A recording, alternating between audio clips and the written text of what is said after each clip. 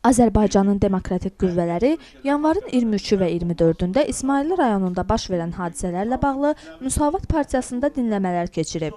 İsmayıllı rayonunda xalq üsyanına səbəb kimi məmur özbaşınalığı, rüşvətxorluq və korrupsiya göstərilib. Müsavat başqanı İsa Qəmbər durumun bütün ölkədə eyni olduğu üçün belə hadisələrin istənilən rayonda baş verməsini mümkün sayıb. 2013-cü il demokratiya üçün dönüş ili kimi dəyərləndirilib. AXCP sədri Əli Kərimli İsmayıllı hadisələrinin təsadüfi olmadığını deyib.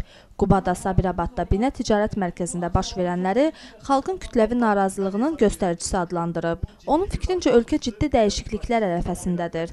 Amma iqtidar bunu hələ də anlamır. Xalqın kütləvi etirazları ölkədə hakimiyyət qollarının normal fəaliyyət göstərə bilməməsinin nəticəsi. Oliqarx idarə etmə sisteminin iflası kimi dəyərləndirilib. Demokrat Partiyasının sədri Sərdar Cəlaloğlu ölkənin inqilaba sürüklənməsini xalq, dövlət və müxalifətin özü üçün belə təhlükəli hadisə adlandırıb. Eyni zamanda indiki hadisələrdə iqtidar daxili hansısa qüvvənin maraqlı olduğunu deyib. O, müxalifət qüvvələrinə iqtidarla dialoq çağırışı edib.